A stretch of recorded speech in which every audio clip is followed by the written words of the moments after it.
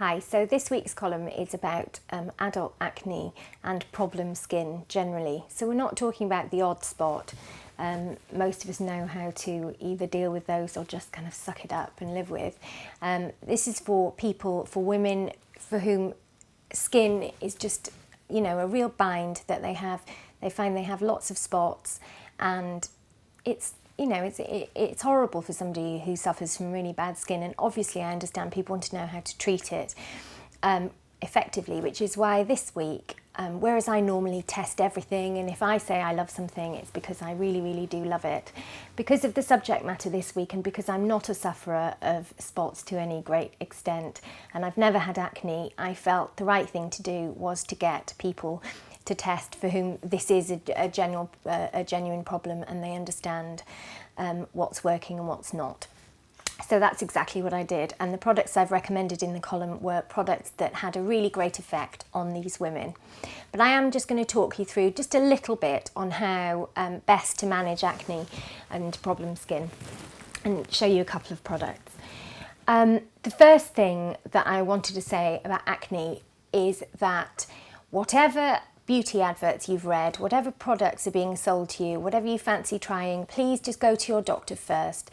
There may be a very straightforward hormonal problem that you can get fixed with proper medication from the doctor that could totally change your skin.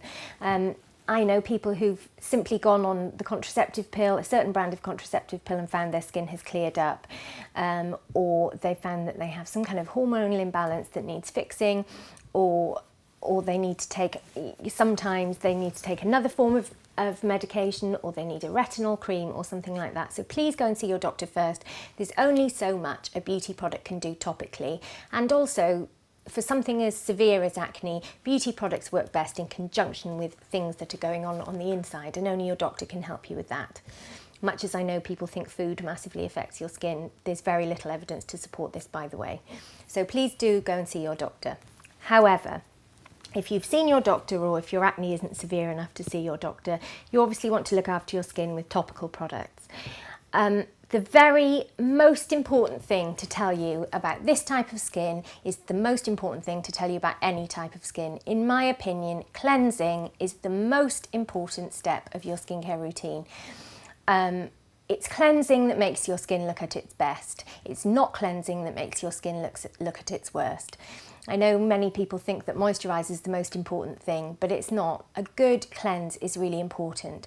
And if you have acne, there is a very good chance that you'll have oily skin, in which case you want a very gentle cleanser that's not going to strip your skin of all the oil, but at the same time isn't going to add any either, maybe with a mild antiseptic quality.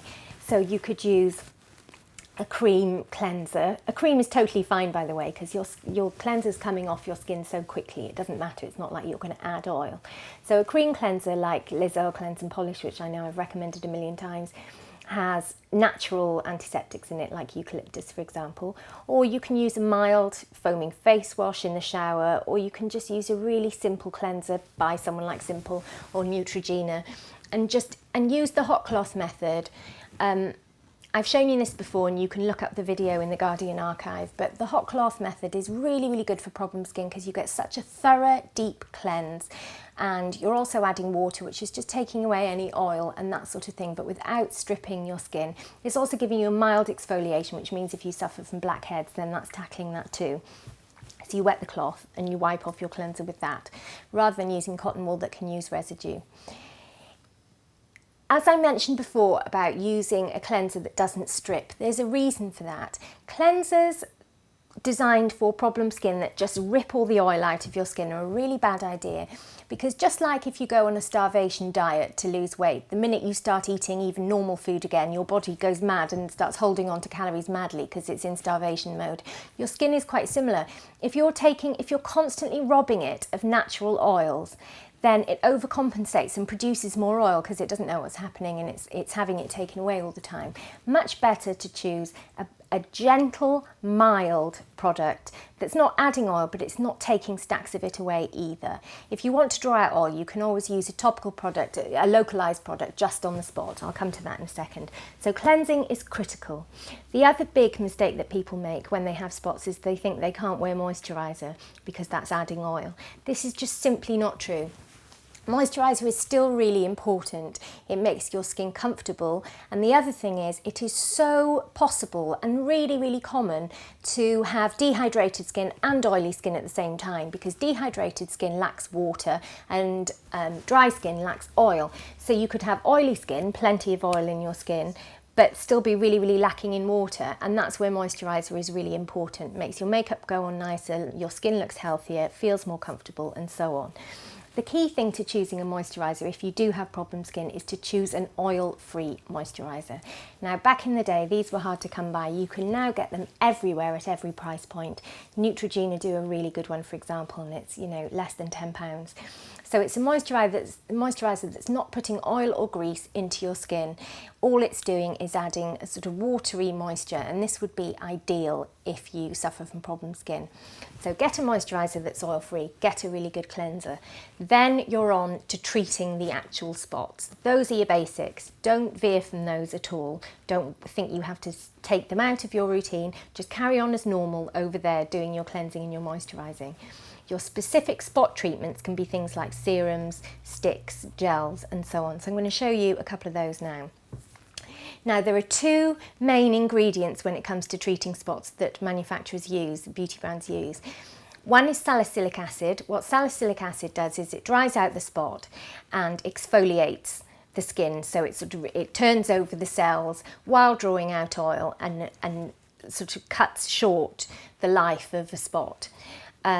Salicylic acid can be quite strong though, so which is great in a way. So for example, this is salicylic acid gel. So these sort of on-the-spot treatment gels are usually very high in salicylic acid, and you literally just dab them on with a cotton bud and just dab them on the spot itself, maybe 4 times a day, and you'll find that really shortens the lifespan of your spot. Salicylic acid is available in lower doses in things like cleansers, for example, and that's absolutely fine. But these really concentrated ones are just for the head of the spot, and they'll get rid of things like whiteheads. The other time you find salicylic acid quite a lot these days is in pads. These are really good. It's a more diluted form of salicylic acid, and pads, these sort of cotton pads, are soaked in the solution, and after you've washed, what you do is you just sweep them over your face, and they take off dead cells, and they leave a little of the acid on your skin, and that helps kind of keep things matte and treats the spot. These are really, really good, and these performed quite well. If you're somebody who prefers a more natural treatment, and I know there are lots of you, and lots of people have intolerances to chemicals and so on, then you can use tea tree oil, which is a natural antiseptic. And what tea tree oil will do is just make sure that the bacteria is taken care of.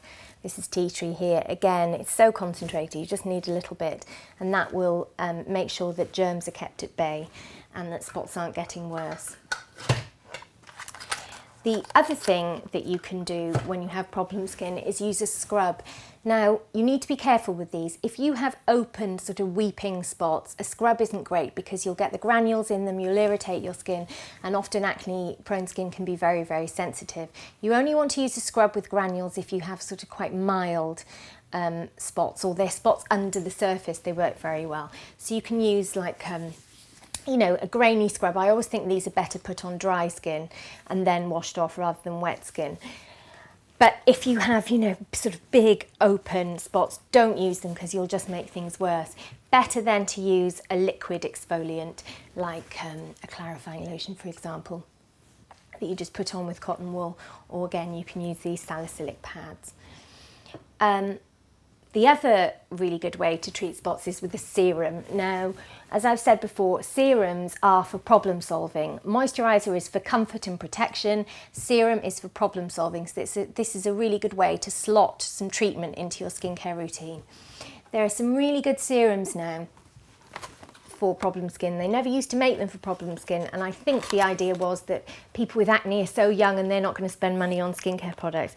It's simply not true. I know women who are in their 30s and 40s who, 30s or 40s who are sick to bloody death of having spots when they're 40, and this is ideal. This one by Ren is really nice. It's called Clear Calm 3 and it's so gentle, it's not harsh at all, and you just put it on under your moisturiser or night cream. They do a moisturiser and night cream in the range, and that will just sort of tackle the spots while the moisturiser's on the surface, keeping things comfortable.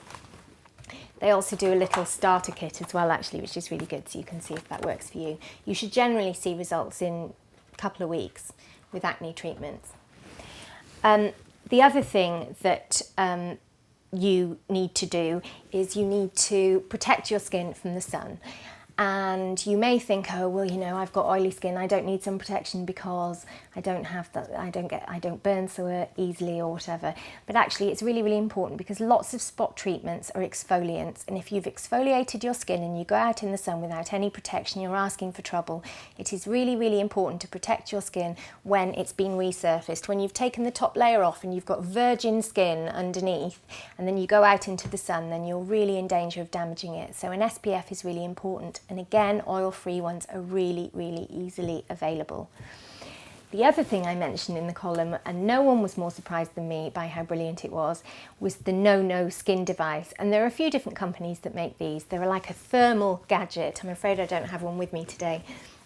They're a thermal gadget and you click them on the spot. I think it's 4 times a day. I was so shocked, but the results that came through with these from the testing I did were absolutely amazing. And they're about 150 quid, so I'm certainly not saying it's a good idea for everybody. Not everybody can afford that, and it does seem like an extravagance. But if you have acne and you've been to your doctor and you've tried everything else, why not? I mean, if your skin really, really gets you down, then personally I think that's got to be money well spent. It's a really worthy investment. Finally, masks. You can get lots and lots of masks for problem skin. Lots of them have salicylic acid in, again, which is the ingredient I was telling you about earlier. And you put them on a couple of times a week and after cleansing, and it just gives you a really deep cleanse and puts spot targeting treatment into your skin. The other ingredient I wanted to tell you about is retinol. Now, you probably know about retinol because it's such a brilliant, it's probably the most effective anti-aging ingredient. It's the one we know works, retinol. But actually retinol was actually discovered and put into products to tackle acne. And retinoids can be absolutely brilliant on acne, really, really effective. You can get retinoids on the NHS, but also companies like Rock do lots of retinoid products. Some brands are known for retinol. Rock is one of them. And retinol can be really, really good on acne. Not so great on the odd spot. Salicylic acid's better for the odd big kind of shining spot on your face. But retinol is really good for sort of acne that's there all the time and quite sort of dispersed all over your face. Retinol can really, really come into its own. But can't stress strongly enough, please go and see your doctor first. There are solutions that are massively, massively helpful. And next week I'm going to show you how to cover up spots with makeup. So get on with treating them, and those ones that hang about we can cover up next week. Thanks a lot. Bye.